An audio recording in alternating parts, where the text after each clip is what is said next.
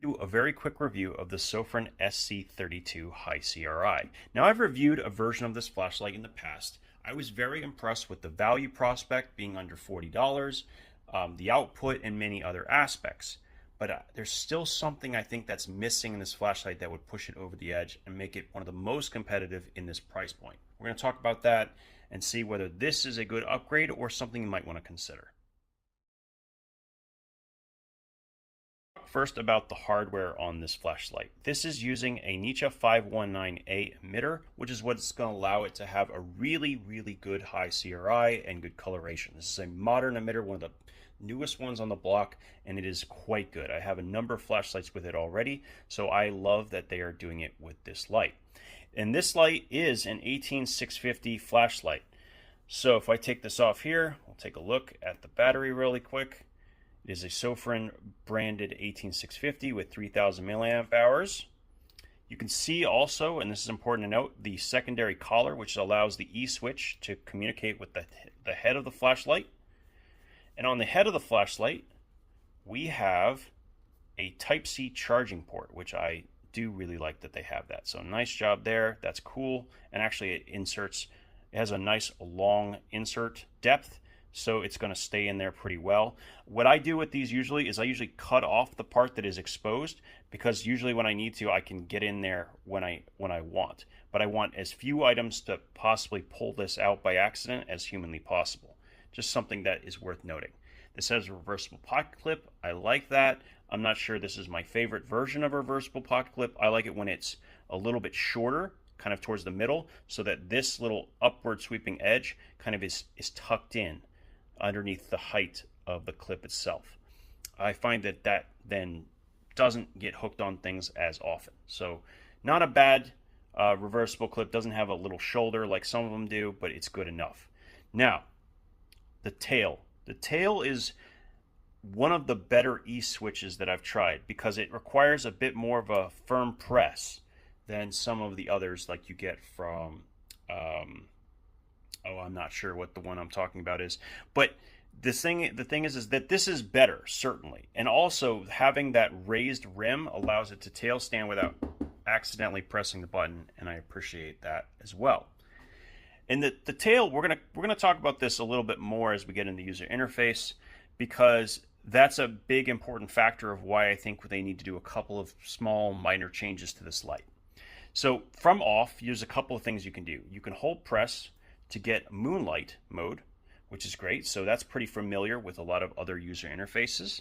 And then if I double press from off, now this is going to be really bright, I'm going to get my turbo output.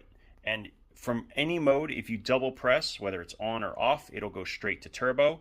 If it's already on, it will go to turbo. And then if you double press again, it'll go back down to the mode you had last saved. Another thing that I've noticed is pretty common and I really like. Okay, so there's that. Now, strobe warning, I think that the strobe happens with 3 presses. I don't know if it actually said it in there, but we'll double check. Yep, so 3 presses is a strobe mode, something to keep aware of. And that's pretty much it, with the exception of the main outputs. So you have low, medium, and high, which is not the same as the moonlight, so that's low. There's medium and there's high, and then it just cycles through those 3. And so when you turn it back on, it'll come in on one of those 3 outputs. So for this one, which is the high CRI equivalent, the high is 600 lumens, the medium is 310 lumens, and the low is 70 lumens. Whoops. That we had a lighting malfunction. So when you turn on the light, you come in on whatever is memorized, right? So that's pretty standard. The other thing you can do when you're in the on position is click it 4 times, and that will take you to a ramping mode. So instead of having specific outputs in the middle, you will actually be able to ramp up and down throughout it, so you can get all different types of outputs. I do not recommend it with this flashlight because the speed at which it ramps is really slow for some stupid reason, and so it's not particularly useful. And the spacings that they've done with this are already really good. 600 lumens, 310, and 70. That's basically perfect. I wouldn't want to need anything else. The only thing I would say is I would like to have maybe something lower than 70, But the problem is that, oh, sorry, 70. But the problem is I don't know if it will even let you do that even in ramping. Just something to be aware of. Now, lockout. Let's talk about lockout. So in off position, we need 4 presses to lock it out. 1, 2, 3, 4. All right, I'm not sure if I did that fast enough. 1, 2, 3, 4. There you go. And we have the blink. And now we're in lockout. Now in lockout mode, it'll, of course, let me know I'm in lockout, which is what you just saw there. But if I hold press, I get momentary low, which actually is pretty nice. It's nice to have something that I can utilize even when it's in lockout mode. For me, though, that still isn't enough. It's really good, but in order for it to take over or be a budget option instead of my Warrior Mini 3, it needs to have the ability to access turbo without having to worry about that flashlight coming on just whenever. And the thing comes down to the button.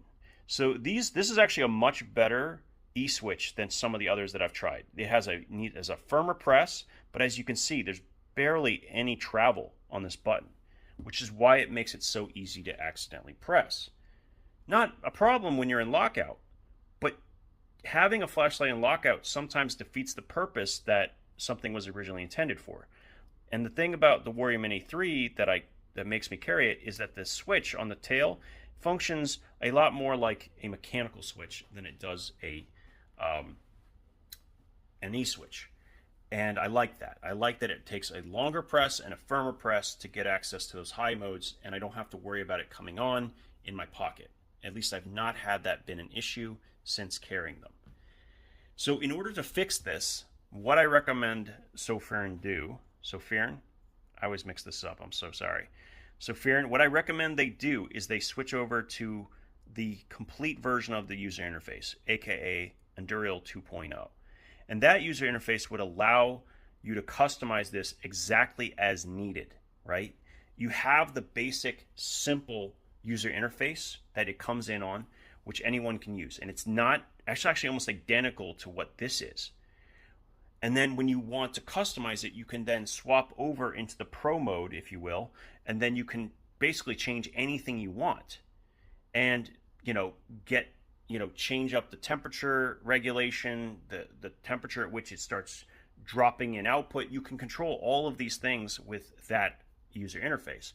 But more than that, what makes it perfect for me personally is that it has 2 things. An automatic lockout, which means when it's turned off, 30 seconds, it will automatically lock itself out, which is great.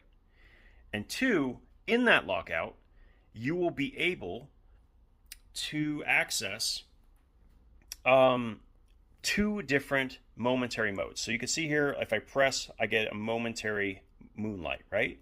Well, in Endurial 2.0, I get that, but I also get an additional mode by pressing quickly and then holding it right after that. So click and hold like that. And you can program both of those outputs. You could have that first one that you press give you turbo. You could have it give you moonlight, and then the next one can give you, can be turbo. And so by doing that, it kind of gives me the functionality once I'm finished programming it. It's going to be a bit of a hassle, but at least I could do it. And I don't think it's a cost issue because it's just a piece of software that is completely open source. I don't understand why this doesn't have that, especially since you can buy things like the Workhorse TS10, which is cheaper than this light, which has Endurial 2.0, and it's smaller, okay? You can buy a bunch of different flashlights that have that user interface. I'm just not sure what the purpose is to offer this with basically a less than ideal user interface. It's a simple change. All they have to do is flash on Endurial 2.0, and this flashlight becomes, well, fantastic. And at the price might be the easiest to recommend to damn near anyone. That's pretty much my recommendation with this is just a small change would make this really, really good. And as is, I think that the high CRI version of this light is far better than the cool white version. Let me hold on a second. And it's still plenty bright enough. Like, it's still very, very bright, but the coloration is just so good as well. Nice job I mean, it's still a good light, but it's just missing that piece of the puzzle. I mean, it really just needs that upgrade in the user interface, and now you have something that is genuinely competitive. And you can see this is an 18650, and so is this one. This is even smaller than the Warrior Mini 3, and this is a very small 18650. So I think that this could be very competitive if they just made that small change. That's my personal opinion. And if they want, they can even improve the cool white version by putting in an SFT40 instead of the SST40 that they have. That would be an even better improvement. Okay, so that's pretty much it for today. Probably a longer video than I expected, but here we are. The Sofirn SC32 high CRI, is it good? Yeah, absolutely. It could be better, but for the price, yeah, it's kind of hard to argue with it. You know what I mean? It's a good entry-level light, and I think the high CRI version is definitely going to be something people will enjoy. As always, thank you guys for your time, and we'll talk again soon.